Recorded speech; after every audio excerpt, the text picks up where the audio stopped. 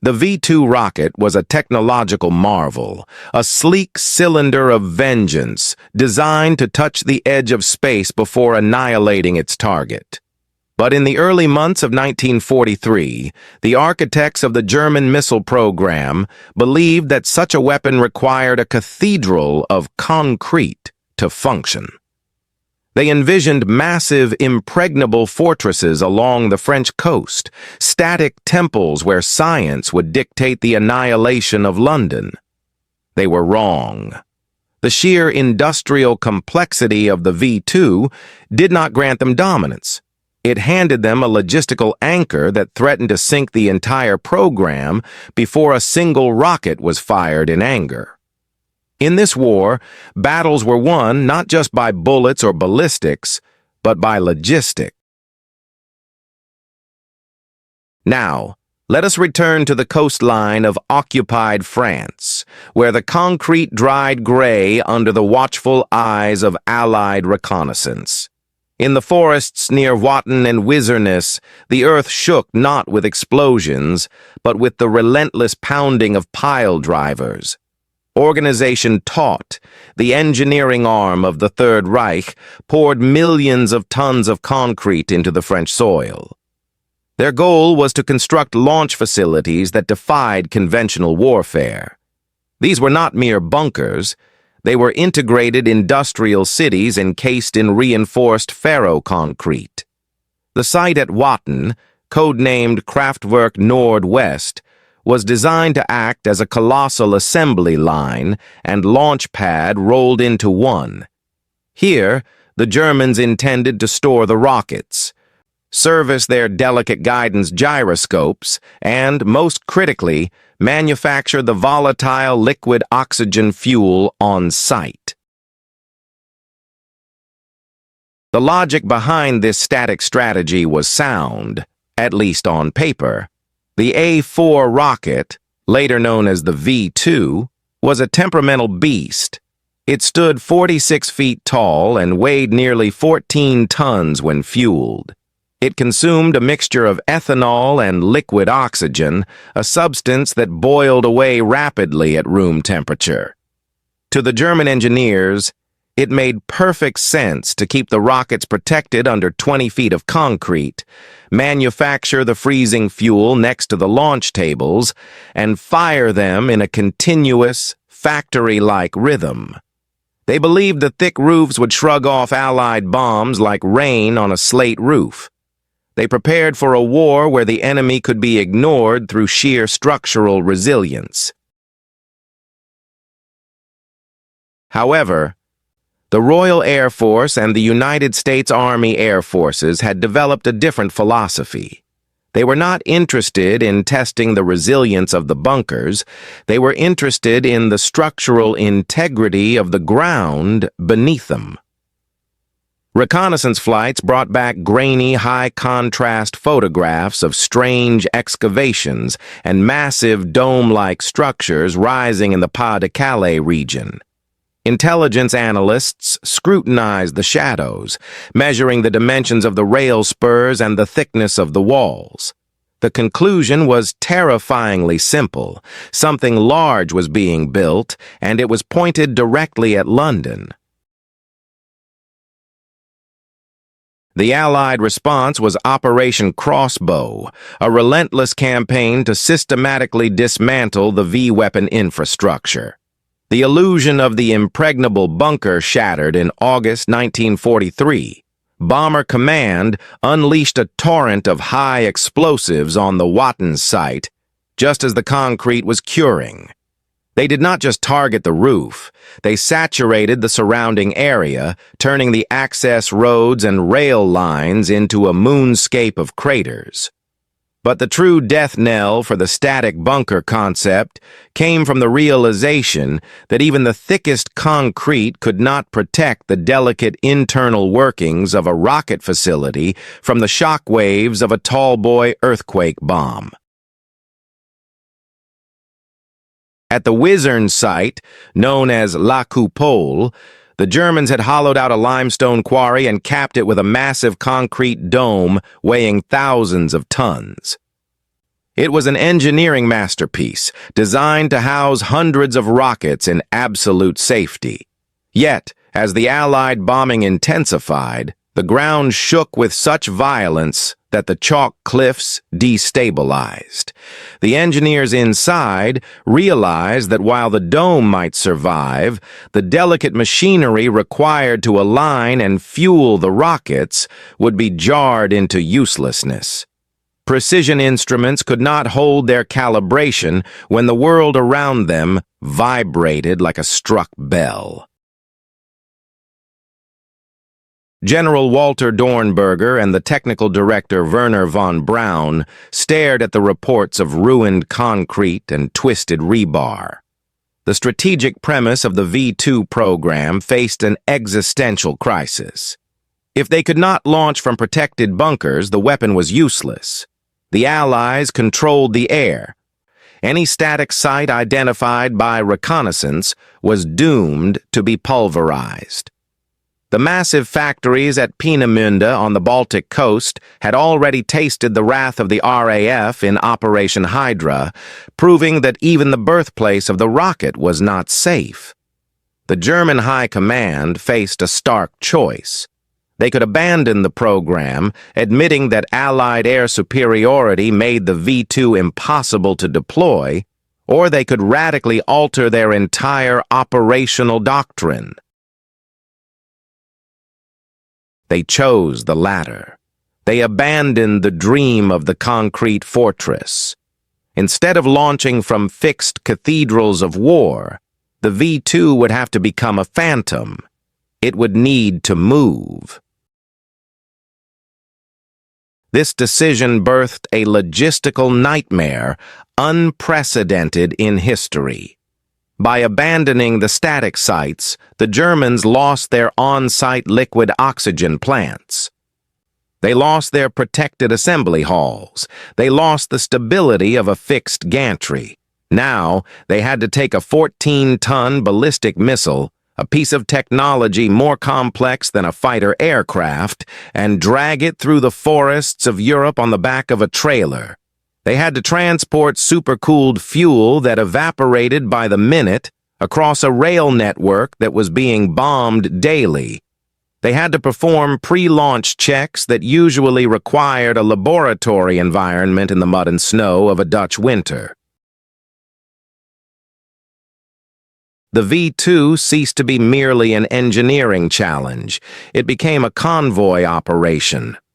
The elegant simplicity of a factory launch was replaced by a chaotic dance of Mailewagen transport trailers, mobile firing tables, and frantic camouflaging. The rocket was no longer a garrison weapon, it was a fugitive. And to support this fugitive, the German war machine turned its eyes away from the coast and deep into the heart of Germany, seeking a place where they could build these machines without the sky falling upon them. They looked down into the dark, damp tunnels of the Harz Mountains, where the next phase of the tragedy would begin. The Kohnstein Hill rose from the landscape of the southern Harz Mountains like a sleeping giant, its slopes covered in dense pine and its geology comprised of soft anhydrite gypsum.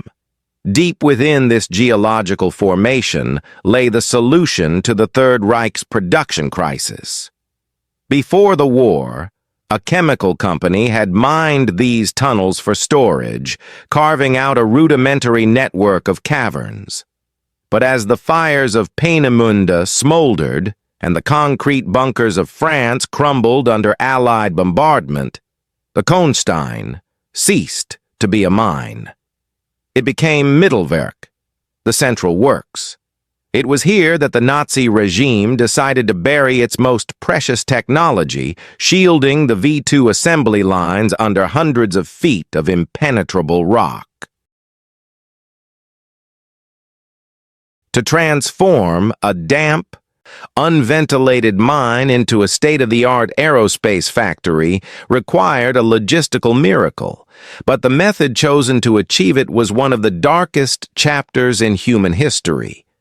The logistics of construction were handed over to the SS, led by the ruthless Hans Kammler. Kammler did not rely on heavy machinery or skilled contractors to expand the tunnels. He relied on flesh. In late August 1943, trainloads of prisoners were transferred from Buchenwald concentration camp to the base of the mountain. These men were not housed in barracks. They were driven directly into the tunnels. For months, the inmates of the newly formed Dora concentration camp lived inside the mountain, never seeing the light of day. They slept in unstable galleries carved into the rock, 4 tiers high, on wooden planks rotting with dampness.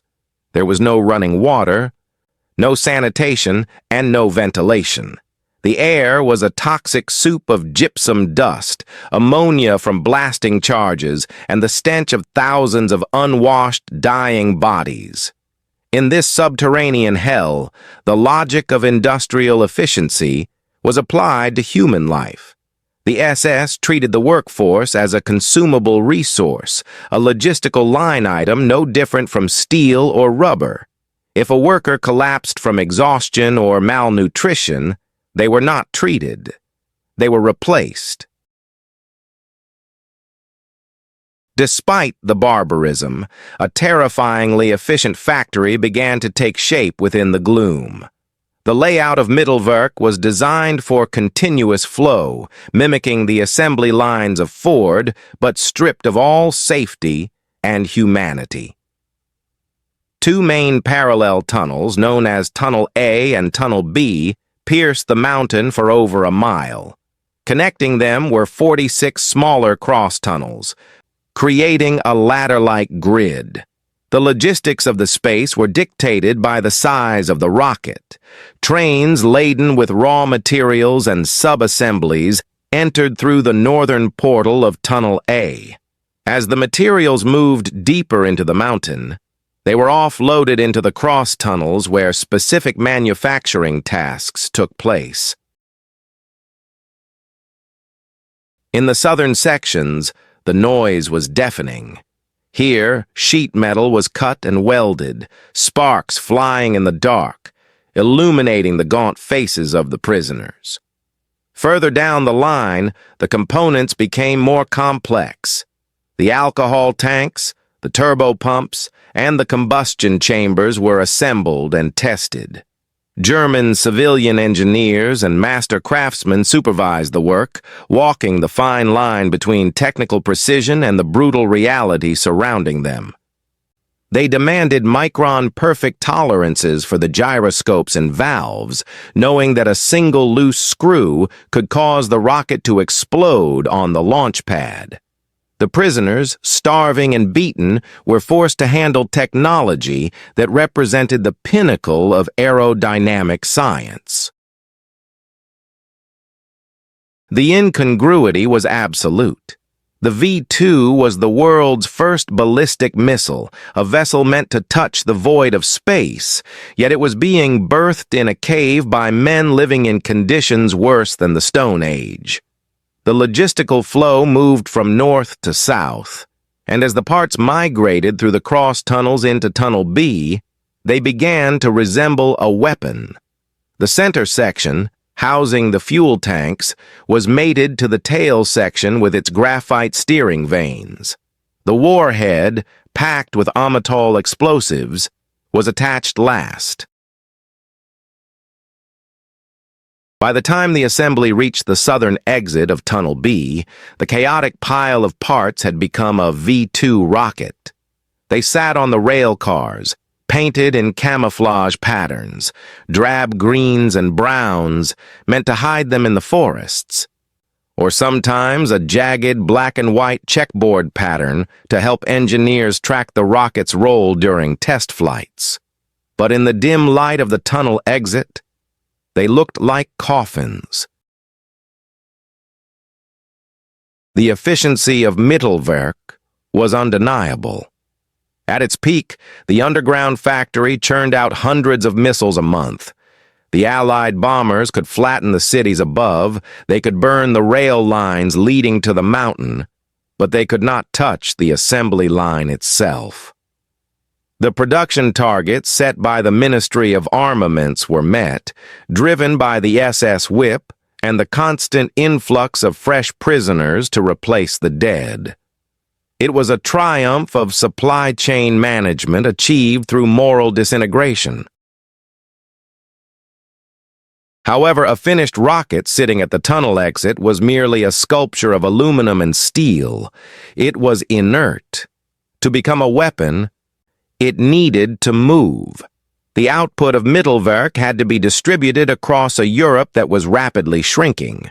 The rail lines that snaked away from the Harz Mountains were the arteries of the V2 program, and they were hardening with sclerosis. Every train leaving the tunnel with a load of covered missiles was a target. Allied fighter bombers, prowling the skies in cab-rank formations, shot at anything that moved. The logistics of distribution became a game of hide-and-seek.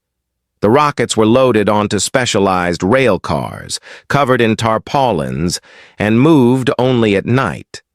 They were routed through backwaters and branch lines, avoiding the major marshalling yards that were pulverized by the 8th Air Force.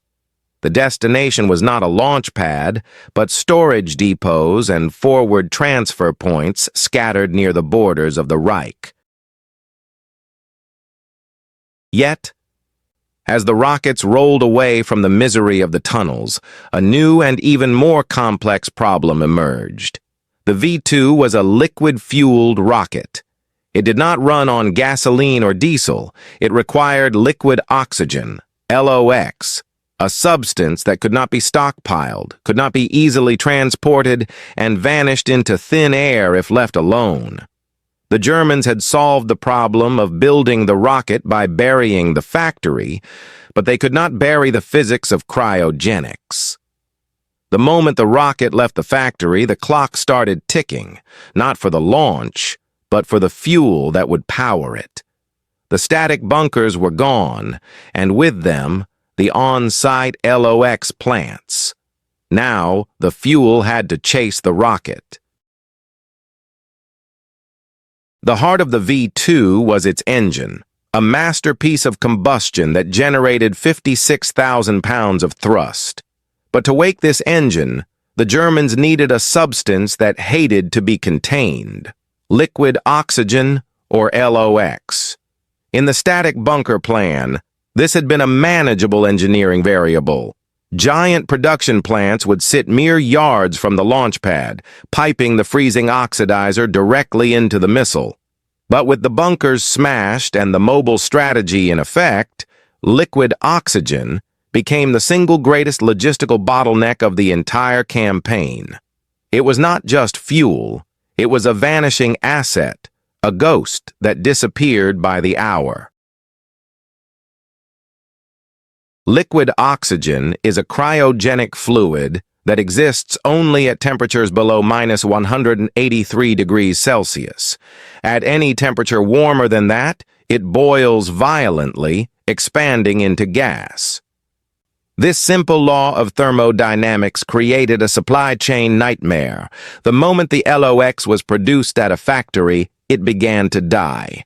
It could not be stored in sealed containers for long periods because the pressure from the boiling gas would rupture the tank. It had to be kept in vented vessels, constantly releasing the evaporated oxygen into the atmosphere. This meant the German Logistics Corps was not transporting a stable cargo. They were transporting a melting ice cube across a burning continent. The planners calculated the boil-off rate with grim precision. For every 100 kilometers a tanker truck or rail car traveled, a specific percentage of the cargo was lost to the atmosphere. If a train was delayed by an Allied air raid for 6 hours, tons of precious oxidizer would simply vanish. If a truck convoy got stuck in the mud of a Dutch back road, the fuel needed to strike London would evaporate before it ever reached the injector plate. The logistics officers had to order nearly double the required amount for every launch, assuming that half would be lost to the physics of transport. Specialized infrastructure was required to move this volatile liquid. The Reichsbahn fielded a fleet of heavy insulated rail tankers lined with aluminum and glass wool to trap the cold. These trains became high-priority targets. Allied fighter pilots, spotting the telltale white plumes of venting oxygen trailing from the cars like steam, knew exactly what they were carrying. A strafing run on a LOX train was spectacular. The punctured tanks would spew supercooled liquid that froze everything it touched, while the pure oxygen turned any nearby fire into a raging inferno. Once the rail tankers reached the railheads near the front lines, the logistical chain became even more fragile. The LOX had to be decanted into specialized road trailers for the final leg of the journey to the launch sites. This transfer process was fraught with peril. The liquid was clear, pale blue, and terrifyingly cold. A splash on human skin caused instant deep freeze burns that necrotized flesh faster than fire. Worse, liquid oxygen turned ordinary organic materials into high explosives. A drop of oil, a smudge of grease, or a bit of asphalt on the road could detonate with the force of a bomb if soaked in LOX and subjected to impact. The crews handling these transfers worked in a state of high tension.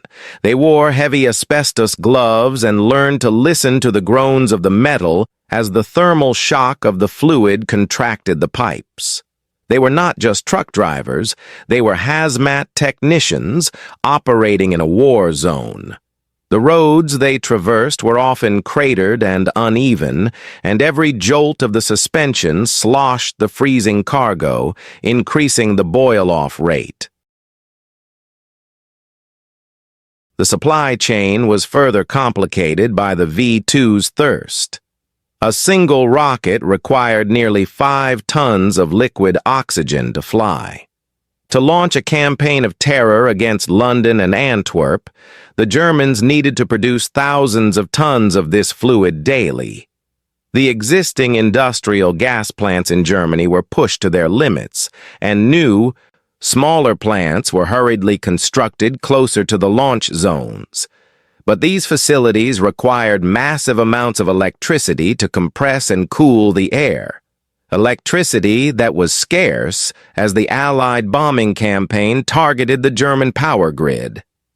It was a relentless cycle of production and loss.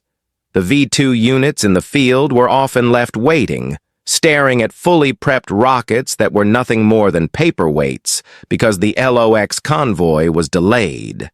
The commanders cursed the weather, the bombers, and the roads, but mostly they cursed the chemistry. They were trying to fight a war with a weapon that had a shelf life measured in minutes once fueled. And LOX was not the only fluid they had to juggle. The rocket also needed alcohol, specifically a mixture of 75% ethanol and water known as B-stuff. This was easier to store, but it brought its own problems. Primarily the temptation it posed to the soldiers who quickly learned that with a little crude distillation, the rocket fuel could be made drinkable. But the most insidious fluids were the auxiliary chemicals, T-stuff and Z-stuff. T-stuff was high-concentration hydrogen peroxide, and Z-stuff was a potassium permanganate solution. When mixed, they reacted violently to create the steam that drove the rocket's turbopumps. T-stuff was corrosive and unstable.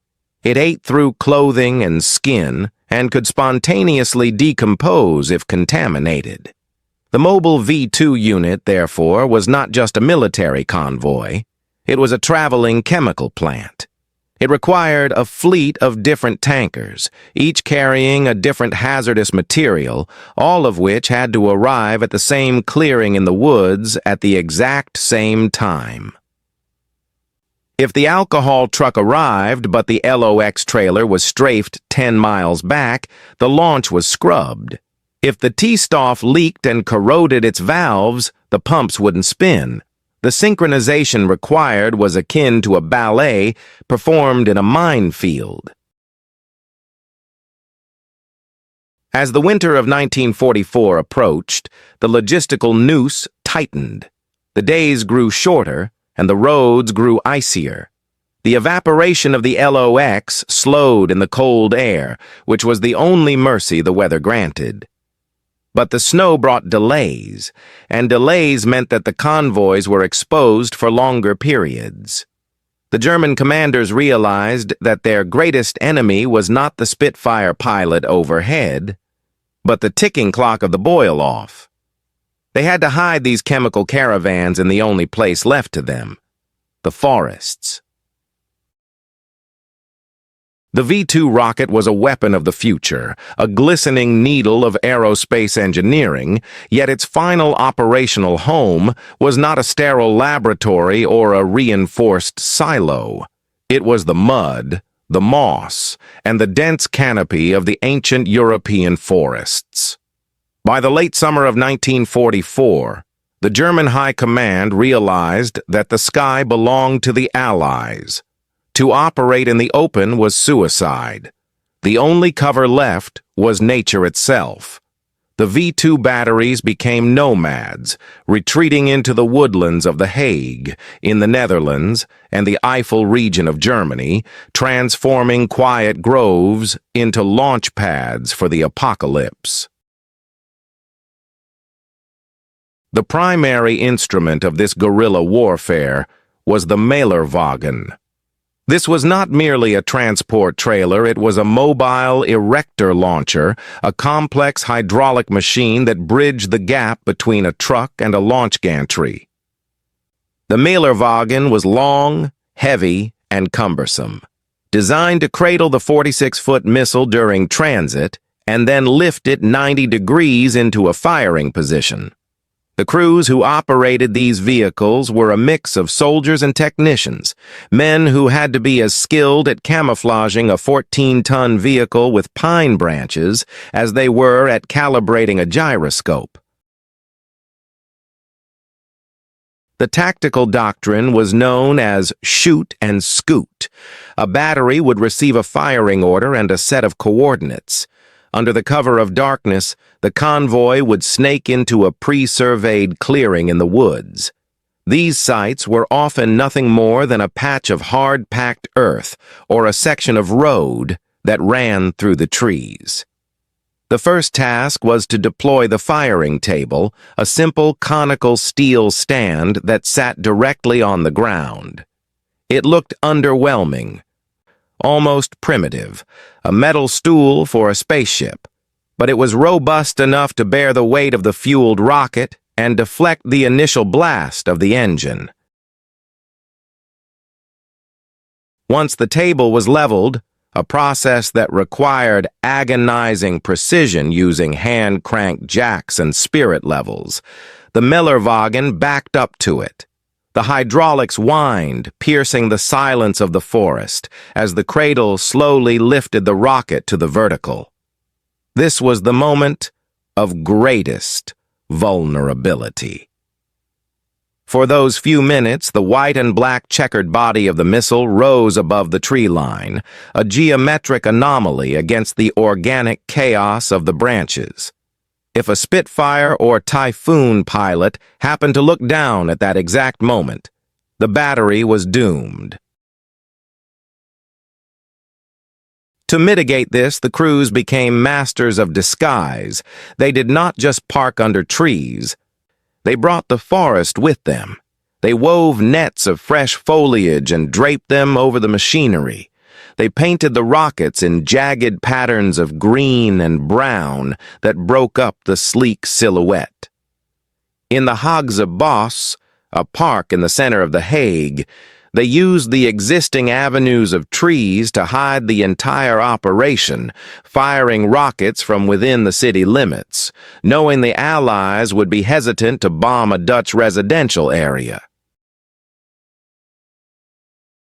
The fueling process in the wild was a frantic race against time, the tanker trucks carrying the volatile liquid oxygen and ethanol described earlier backed up to the vertical missile. Hoses were run across the forest floor, snaking over tree roots.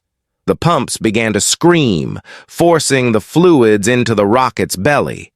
As the liquid oxygen flowed, the humid air of the forest condensed around the cold skin of the missile, shrouding it in a ghostly fog. Ice formed on the fuselage, chunks of it cracking and falling as the metal contracted. The serene woodland setting was filled with the hiss of venting gas and the sharp, chemical smell of alcohol. The soldiers worked with a desperate urgency. Every minute the rocket stood vertical and fully fueled was a minute it could be spotted. Allied fighter bombers, the dreaded Jabos, patrolled the skies relentlessly, hunting for the telltale plume of steam or the rectangular shape of a support vehicle. The German crews developed a sixth sense for the sound of an approaching aircraft engine. At the first drone of a Merlin or double Wasp engine, work stopped, and men froze or dived into foxholes, hoping the camouflage would hold. When the moment of ignition came, the forest transformed.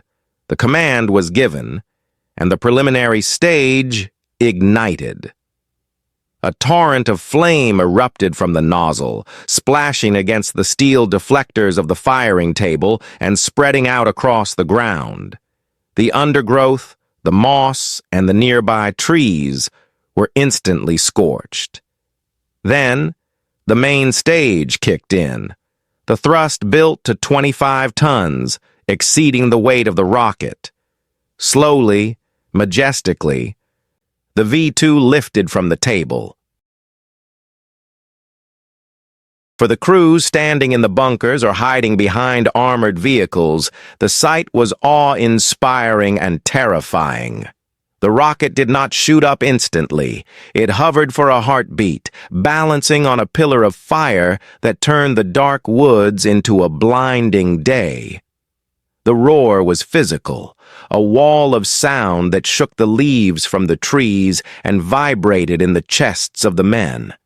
Then it accelerated, piercing the canopy, tearing through the branches and climbing into the stratosphere. The moment the rocket cleared the trees, the clock started for the retreat. The launch signature, a massive pillar of smoke and a trail of condensation, was a giant finger pointing directly to their location. Allied artillery spotters and pilots would have a fix on them within seconds. The scoot phase of the operation began immediately. The Millerwagen boom was lowered, the hoses were disconnected and thrown into the trucks, and the firing table was often abandoned or hurriedly winched onto a recovery vehicle. The battery had to clear the area in less than 30 minutes. They left behind a scene of scorched earth, burnt trees, and the lingering scent of ozone. By the time the Allied counter-battery fire rained down on the coordinates, or the Typhoons swooped in with rockets and cannons, the Germans were gone, dissolved back into the shadows of the forest, moving to the next clearing to repeat the cycle. It was a high-tech game of hide-and-seek played with ballistic missiles, turning the ancient forests of Europe into a launch pad for the first age of space warfare. But while the launch teams could hide from the planes, they could not hide from the fragility of the cargo they carried. The V-2 was more than a bomb. It was a robot. Hidden within the nose section, just behind the warhead, lay the WWII guidance system. This was the brain of the missile, an intricate assembly of gyroscopes, accelerometers, and potentiometers. In an era of vacuum tubes and analog circuits, it was a masterpiece of electromechanical engineering. The gyroscopes, spinning at thousands of revolutions per minute, were tasked with keeping the rocket upright and on course, correcting for wind shear and thrust imbalances with the sensitivity of a watchmaker's hand. They were calibrated to detect deviations of a fraction of a degree.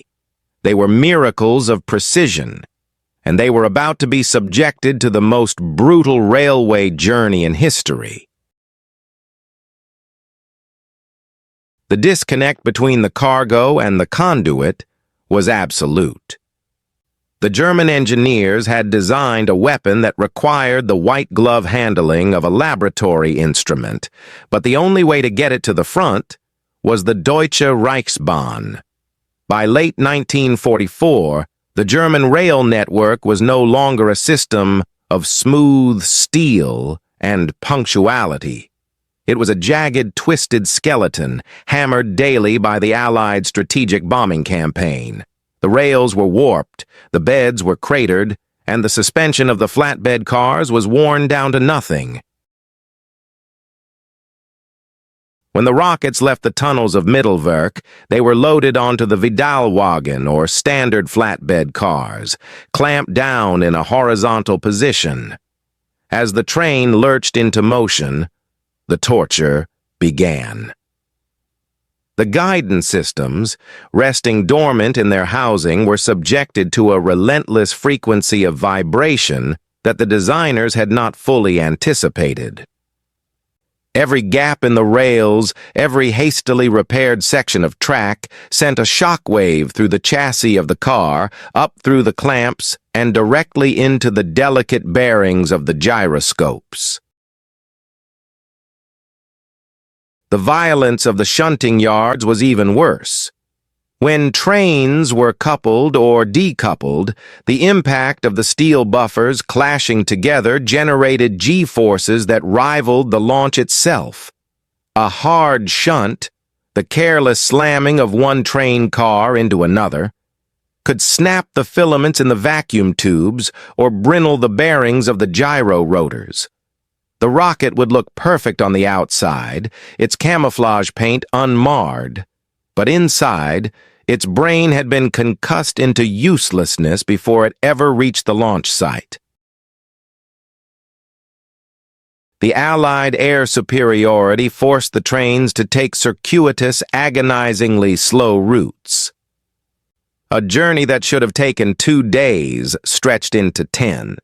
The trains would crawl through the night, stopping abruptly to hide in tunnels or wooded sidings at the first sign of an intruder flight. Every start and stop was a jolt. Every mile of bombed-out track was a test of endurance for the soldered joints and glass components. The V-2s were not just passengers. They were victims of the crumbling infrastructure they were meant to defend. The logistical officers tried to mitigate the damage.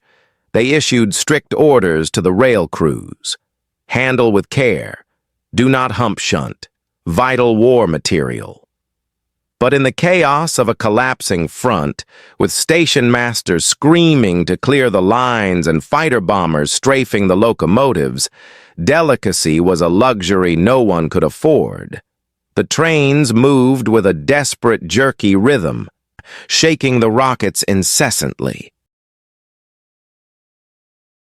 When the missiles finally arrived at the transloading points, the field depots where they were transferred to the mobile mailer wagons, the damage assessment began. Technicians would open the access hatches to inspect the guidance compartments. What they found often brought them to despair. Connectors had vibrated loose. Glass tubes lay shattered in the bottom of the casing. Gyroscopes that had been balanced to the milligram in the quiet of the underground factory were now misaligned. their delicate axes knocked askew by the brute force of a shunting locomotive. This created a massive bottleneck at the very tip of the spear. The launch batteries, already hiding in the wet forests, found themselves forced to perform depot-level repairs in the mud. Specialized testing vehicles, essentially mobile laboratories built into buses or trucks, had to be deployed to the field. Inside these cramped vehicles, technicians squinted under dim lights, trying to recalibrate the guidance systems while the rain hammered on the roof. They were attempting to fix Swiss watches with cold fingers in the middle of a war zone. The consequences of this transport trauma were spectacular and terrifying. A rocket with a damaged guidance system was a wild beast. During the launch sequence, if the gyroscope failed to spin up or the potentiometer sent garbage data to the steering vanes, the V-2 would not fly to London. It would fly wherever it wanted. There were launches where the rocket rose 50 feet, tilted sharply, and powered directly into the ground, exploding with the force of a tactical nuke and wiping out the launch crew. There were air bursts, where the structural stress of a tumble tore the missile apart seconds after liftoff. And there were the circle runners, rockets that lost their vertical reference entirely, looping into a horizontal flight path and skimming the treetops, sometimes returning to crash near the very battery that had fired them. The German soldiers called these failures Rohrkrepierer, tube bursters. They learned to fear their own weapon. The logistical failure of the rail network had transformed the V-2 from a precision instrument into a game of Russian roulette. The crews watched the trains arrive with a mix of hope and dread, knowing that the journey itself had likely degraded the reliability of the missiles by 50%. They were fighting a war where the transportation of the weapon was as destructive as the enemy's defense. Yet, even if the guidance system survived the rail journey, and even if the rocket was successfully transferred to the Millerwagen without a scratch, one final formidable enemy remained. It was not mechanical, and it was not allied. It was the environment itself. As the winter of 1944 deepened, the temperature plummeted, and the V-2, a machine built for the vacuum of space, had to face the freezing reality of a European winter on the ground. As the calendar turned to the winter of 1944, the V-2 campaign collided with a force of nature that cared nothing for ballistics or ideology: the cold. Europe was gripped by one of the harshest winters in living memory. The ground froze into iron, the forests were buried in snow, and the temperature hovered persistently below freezing. For the German rocket troops, huddled in the woodlands of The Hague and the Eifel, the war ceased to be a battle against the Allies and became a battle against the thermometer. The V-2 was a machine of tight tolerances, designed by men in heated drafting rooms. It was not built to sit exposed on a launch table in a blizzard, battered by sleet and wind. The cold attacked the rocket's physiology. Rubber seals, critical for keeping the volatile fuels separated, hardened and cracked, leading to leaks that could turn the missile into a fireball before the engine even lit. Lubricants in the turbo pumps thickened into sludge, threatening to seize the machinery that had to spin at thousands of revolutions per minute. But the most immediate crisis occurred during the fueling process. The introduction of liquid oxygen into the rocket was already a thermal shock event. When supercooled LOX at minus 183 degrees Celsius hit the aluminum tanks of a rocket that was already sitting in an ambient temperature of minus 10, the thermal stress was extreme. The moisture in the air didn't just condense, it flash froze. The valves were the Achilles heel. The V2's engine relied on a complex sequence of valves opening and closing with millisecond precision to mix the fuel and oxidizer. In the freezing damp of the Dutch forests, these valves had a tendency to stick. The main LOX valve, a massive brass component, was particularly prone to icing. If it froze in the closed position, the engine would not start.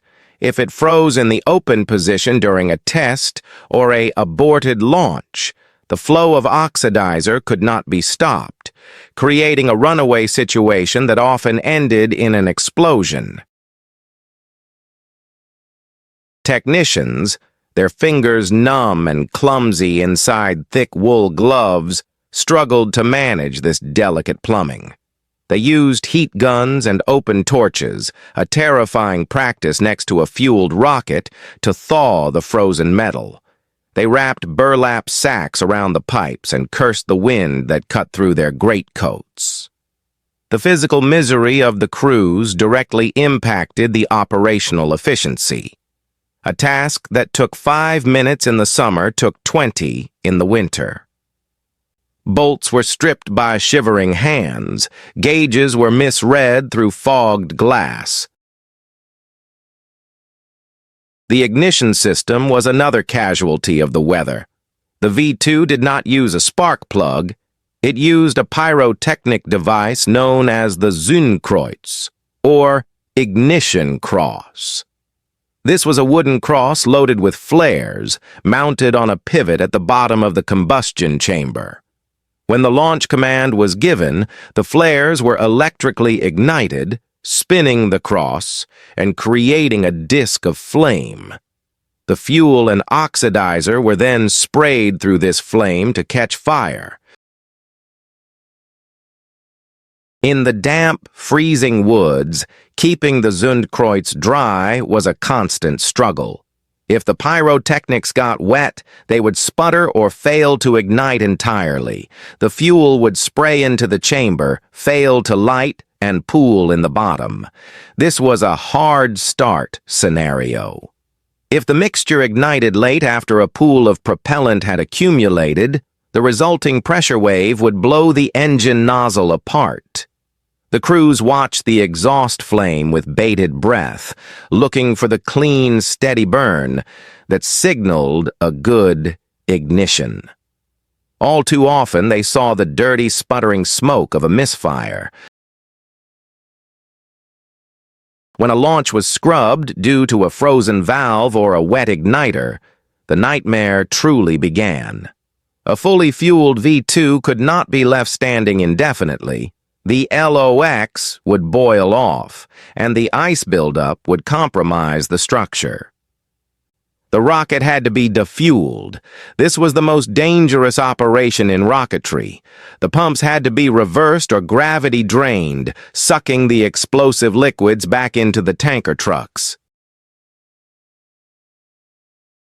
The crews worked in a zone of absolute peril. A spark from a static discharge, a dropped wrench hitting a frozen pipe, or a leak of hydrogen peroxide mixing with the organic muck on the forest floor could trigger a catastrophe. They were handling the devil's chemistry in the dark, on ice-slicked mud, while exhausted and underfed. There were incidents where the valves froze during defueling, trapping the LOX inside the rocket. The crews were forced to vent the gas manually, a process that enveloped the launch site in a blinding, freezing fog, while they prayed the pressure didn't rupture the tank. Yet, despite the ice, the leaks, and the misery, the rockets continued to fly. The determination of the crews was driven by fear of their officers and the grim momentum of the war. When the technology held together, when the valves cracked open and the igniter spun true, the result was a spectacle that defied the gray winter gloom. The engine would roar to life, melting the snow for 50 yards around the launch table. The heat was so intense it instantly turned the frozen ground into steam. For a brief moment, the shivering soldiers felt the warmth of a blast furnace. The rocket would rise, shaking off sheets of ice that fell like glass confetti and pierced the low cloud ceiling. It left the freezing forest behind, climbing into the sunlight of the upper atmosphere, accelerating away from the mud and the cold. But as the rocket ascended, leaving the logistical nightmare of the ground behind, it entered a new domain where the laws of physics shifted again. The German engineers had conquered the cold, the transport, and the bunkers. Now, they were about to introduce the world to a new, terrifying reality. The V-2 was not just leaving the atmosphere, it was leaving the speed of sound behind. The logistics of delivery were finished. The physics of supersonic impact were about to begin. 70 miles above the surface of the Earth, the sky is not blue. It is the black of eternal night. Here, in the vacuum of the mesosphere, the V-2 rocket reached the apex of its trajectory. The engine, having burned for 65 seconds, was now silent. The violent shuddering of the ascent was replaced by a serene, weightless coast. For a few minutes, the weapon was a creature of space, drifting in a ballistic arc that mathematics had predetermined before the first weld was laid in Mittelwerk. It was the highest man-made object in history, a triumph of science floating in the void. But gravity, the constant master of ballistics, eventually reclaimed its debt. The nose tipped downward, and the fall began. As the rocket plunged back toward the atmosphere, it ceased to be a vehicle of exploration and returned to its purpose as a kinetic hammer. It accelerated relentlessly, shedding potential energy for kinetic velocity. By the time it hit the thicker air at 30 miles up, it was traveling at nearly 3,500 miles per hour, 5 times the speed of sound. The air did not flow over the skin of the missile. It was smashed aside, creating a shock wave of compressed gas that heated the nose cone to a dull red glow. The steel skin groaned under the thermal stress, but the dive was too fast for the heat to penetrate fully to the warhead. Down below, in the sprawling urban greys of London and Antwerp, the war had established a rhythm of terror. The citizens knew the drone of the Luftwaffe bombers and the staccato rhythm of the anti-aircraft guns. They had learned to live with the V-1 flying bomb, the doodlebug, which announced its arrival with a coarse, buzzing engine note. When the buzzing stopped, you knew the bomb was falling, giving you 10 seconds of terrifying silence to dive for cover. It was a lottery, but it was a lottery with a countdown. The V-2 erased the countdown. The physics of supersonic flight dictated a new, terrifying reality. The rocket traveled faster than the sound waves it generated. It outran its own warning. To a person standing on a London street corner, the moment of death arrived in absolute silence. There was no drone, no radar siren, no whistle of a falling bomb. The air did not signal the danger. The normalcy of a Tuesday morning commute or a Sunday lunch was shattered instantly, without a millisecond of preamble. The impact was cataclysmic. When the V-2 struck, it did not merely detonate, it buried itself. Traveling at over 2,000 miles per hour at the moment of impact, the missile possessed enough kinetic energy to penetrate deep into the clay and soil of London before the fuse could even trigger the explosives. The warhead, containing nearly a ton of amytal, detonated underground. This created a massive cavity of expanding gas that heaved the earth upward, liquefying the foundations of nearby buildings. The devastation was localized but absolute. An entire city block would simply cease to exist, replaced by a crater 30 feet deep and a cloud of pulverized brick dust. And then, only after the destruction was complete, did the sound arrive.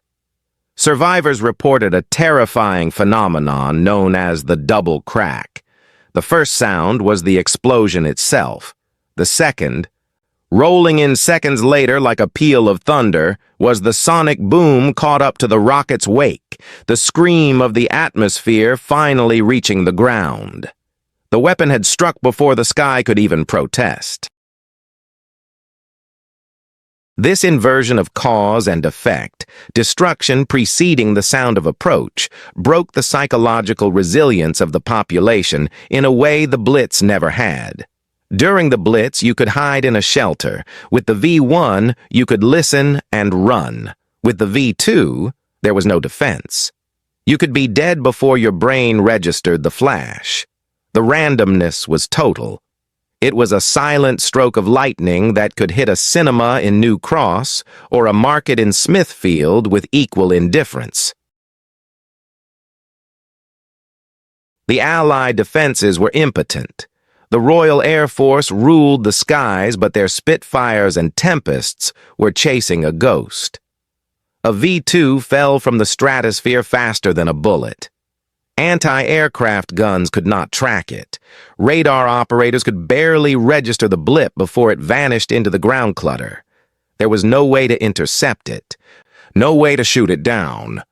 The only way to stop the V-2 was to kill it on the ground, to find the mobile batteries hiding in the Dutch forests, and destroy the supply chain that fed them. This reality forced a grim calculation on the British government. They imposed a news blackout, referring to the explosions as gas main leaks, to deny the Germans the satisfaction of knowing their accuracy.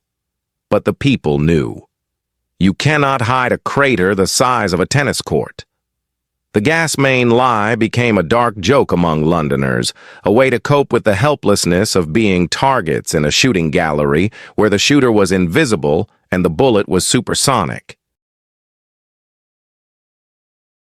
Yet, despite the terror it induced, the V-2 suffered from the same logistical flaws that had plagued its creation. The guidance system, battered by the rail journey and frozen in the forest, was imprecise. The weapon of retaliation was blind. It could hit a city, but it could not reliably hit a specific district, let alone a factory or a bridge. It was a weapon of pure spite, hurling explosives at a map grid and hoping for casualties. In Antwerp, the situation was even bloodier. The port city, vital for Allied logistics, was pounded relentlessly. Here, the V-2s rained down on the crowded docks, and the cinema halls filled with soldiers.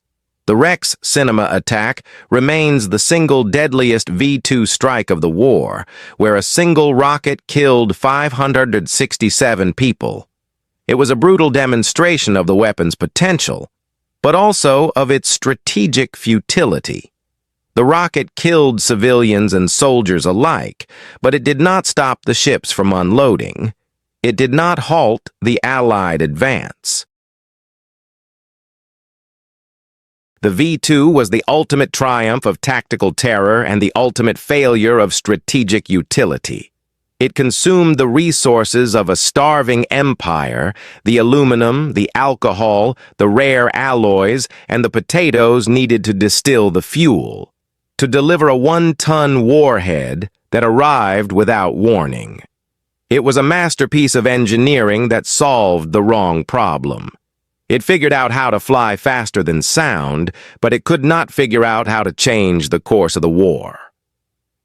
As the Allied armies pushed closer to the German border, the launch sites were forced to retreat deeper into the Reich. The range of the rockets was fixed.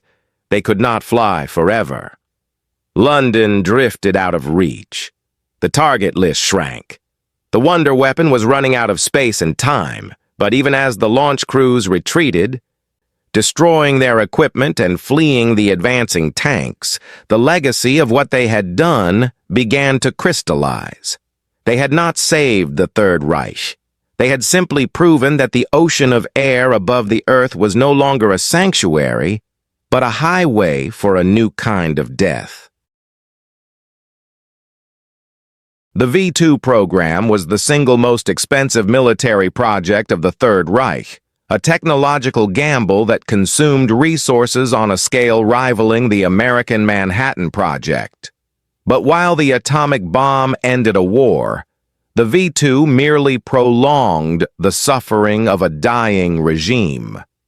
The German High Command had poured billions of Reichsmarks into a weapon that, in the final accounting, delivered less high explosive to London over the entire course of the campaign than the Royal Air Force could drop in a single night. It was a staggering disproportion of effort to effect. The opportunity cost was fatal. The aluminum used to build the fuselages could have produced tens of thousands of fighter aircraft to defend the German skies. The alcohol distilled from the potato harvest to fuel the rockets meant that the population starved. The electronics, the rare metals, and the engineering talent were siphoned away from practical defensive technologies like the jet fighter or advanced radar systems. The Nazi leadership, obsessed with the idea of a wonder weapon, had bankrupted their conventional military to build a sci-fi fantasy that arrived too late and did too little. But the grim calculus of the V2 was not measured only in currency or metal, it was measured in blood. It holds the dark distinction of being the only weapon system in history that killed more people during its production than it did in its operation. An estimated 2,654 civilians were killed by V2 attacks in London and countless others in Antwerp and Brussels. Yet, in the tunnels of Middelburg, at least 20,000 prisoners died from starvation, execution, and disease while building them. The rocket was forged in a holocaust of slave labor, a technological marvel built on a foundation of absolute moral collapse. By March 1945, the logistics that had sustained the campaign finally snapped. The Allied armies were crossing the Rhine. The launch sites in the Netherlands were overrun, forcing the mobile batteries to retreat into the shrinking pocket of Germany. The supply of liquid oxygen dried up as power plants were bombed into silence. The rail network, the spine of the distribution system, was severed. The shoot and scoot convoys had nowhere left to scoot. On March 27, 1945, the last V2 was launched against England. It fell on Orpington, Kent. The silent terror had finally ceased. As the Third Reich collapsed, a new race began, not to destroy the V2, but to possess it. The Allied powers understood that despite its strategic failure, the rocket represented a quantum leap in engineering. American and Soviet intelligence teams, known as the T-Force and Trophy brigades, scoured the German countryside. They were not looking for gold. They were looking for guidance gyroscopes, combustion chambers, and the men who designed them. In the Harz Mountains, the U.S. Army liberated the Middelburg tunnels. The soldiers who entered the underground factory were stunned by the dichotomy of what they found. There, amidst the stench of death and the evidence of unimaginable cruelty, stood rows of pristine high-tech missiles, lined up like soldiers on parade. It was a cathedral of the future, built in a graveyard. The Americans quickly realized the prize they held. In a covert operation known as Project Hermes, they packed hundreds of rail cars with V-2 parts and shipped them to the port of Antwerp, destined for the deserts of New Mexico. Wernher von Braun and his core team of engineers, the architects of this logistic and ballistic nightmare, chose their captors carefully. They surrendered to the Americans, bringing with them the documents and the diagrams that would form the bedrock of the U.S. space program. The Soviets, arriving later, stripped the factories of what remained and deported the lower-level technicians to Russia to jump-start their own rocketry program. The V-2 did not save Germany. It did not turn the tide of the war. In the military history of World War II, it was a tactical footnote, a frightening but ineffective waste of energy. However, its legacy was not written in the rubble of London, it was written in the skies above. The V-2 was the progenitor of every ballistic missile that would define the Cold War, and the ancestor of every rocket that would eventually carry humanity to the stars. The technology that had been dragged through the mud of the European forests, fueled by dying men and frozen valves, had broken the chains of gravity. The weapon was dead, but the age of space had been born from its ashes. The V-2 rocket stands as a chilling monument to the duality of human progress. It was a masterpiece of logistics and physics, a supersonic arrow that pointed the way to the moon. Yet, it was also a symbol of ultimate futility, a weapon that consumed a nation's fortune and conscience to deliver random death to a city that refused to break. The German engineers solved the impossible problems of supersonic flight, but they could not solve the moral equation of their own creation. The legacy of the V-2 is not just in the Saturn V or the Soyuz. It is in the reminder that the greatest technological leaps are often born in the darkest of shadows, and that is why these tales must be told.